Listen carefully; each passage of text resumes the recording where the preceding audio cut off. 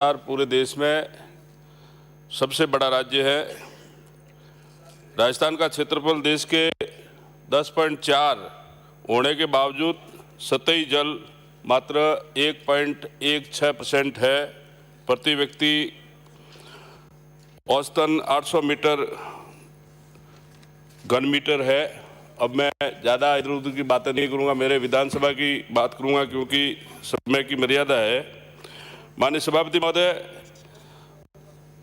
19-20 के बजट में सरकार ने ये कहा कि 4000 से अधिक आबादी की जो गांव हैं उनको हम पानी की पाइपलाइन से जोड़ेंगे।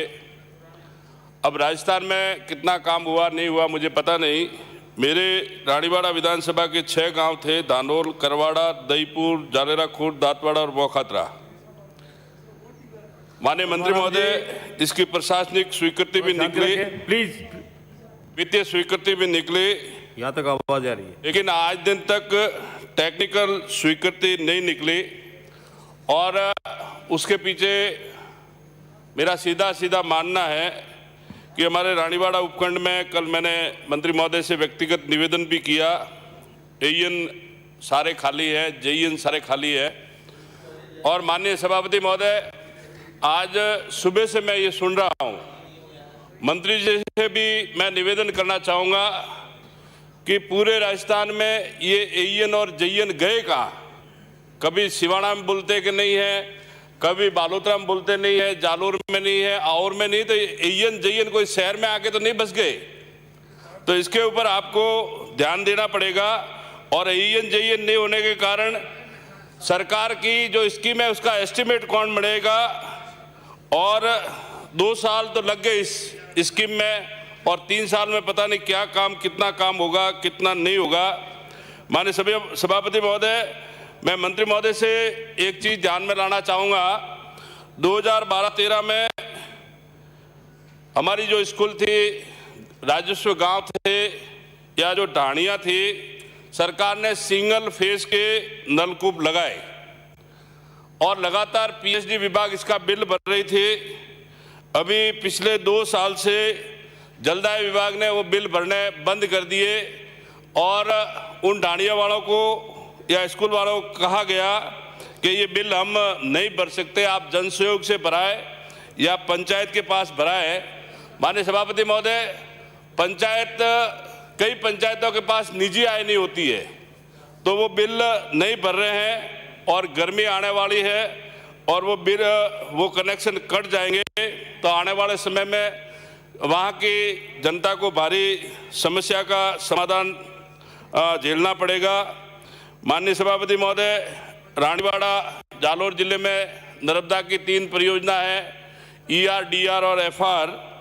हमारे रानीवाड़ा विधानसभा में डीआर के तहत 138 गांव है और ईआर प्रोजेक्ट है, इसमें 5 विधानसभा जुड़ते हैं। मैं मंत्री जी को धन्यवाद दूंगा कि इस बजट के अंदर 1094 करोड़ रुपए आपने ईआर और डीआर में दिए।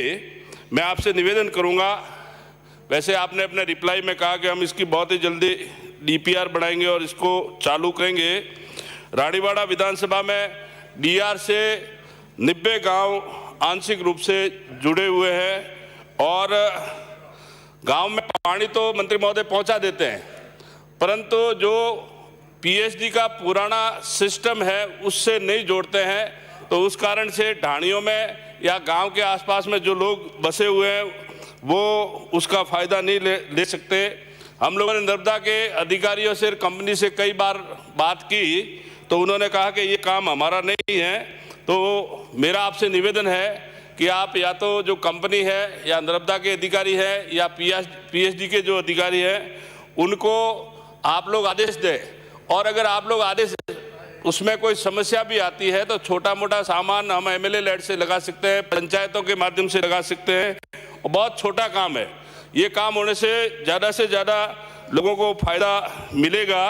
गाँवों में एसएलआर और पीएसपी बन गए हैं, पशु खेली भी बन गई है, परंतु हमारे रानीवाड़ा विधानसभा में गाँवों में लोग कम रहते हैं, ढाणियों में ज़्यादा रहते हैं और ढाणियों में रहने के कारण कई गांवों में जैसे पानी नहीं है, कहीं फ्लोराइड है, कहीं खारा पानी है, तो इन ढाणियों को भी आप डीआर प्रोजेक्ट से आप जुड़वाएं। आपने इस बजट के अंदर ईआर और डीआर के लिए 1054 करोड़ आपने घोषित किए हैं, तो इस डीआर की 500 करोड़ की योजना भी आपके पास पड़ी है, इसकी स्वीकृति दिला है।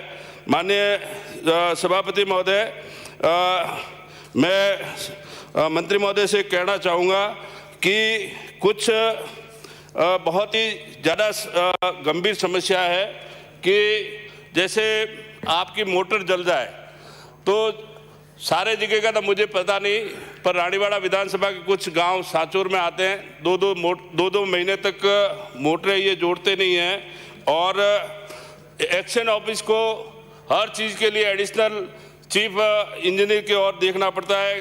2 फुट का पाइप नहीं, निप्स नहीं और टी नहीं, तो इसमें कम से कम आप ध्यान देके उसमें सामान भी आप दिलाएं। ट्यूबवेल खो दिए जाते हैं, परंतु आप बिजली विभाग के भी मंत्री हैं, 3-3, 4-4 महीने तक बिजली के कनेक्शन नहीं होते हैं, तो इसके ऊपर भी ध्यान दें। माननीय सभापति महोदय, एमएलए लेड आप लोग दे रहे हैं, एमपी लेड दे रहे हैं। एमएलए एमपी लेड से डीएलआर हम लोग बनाते हैं, पाइपलाइन देते हैं, तो पीएसडी उसको समय पर जोड़ती नहीं है, तो उस कारण से साल 2-2 साल वो टाके यूं ही पड़े रहते हैं और वो पाइप जमीन के अंदर ही छड़ती है।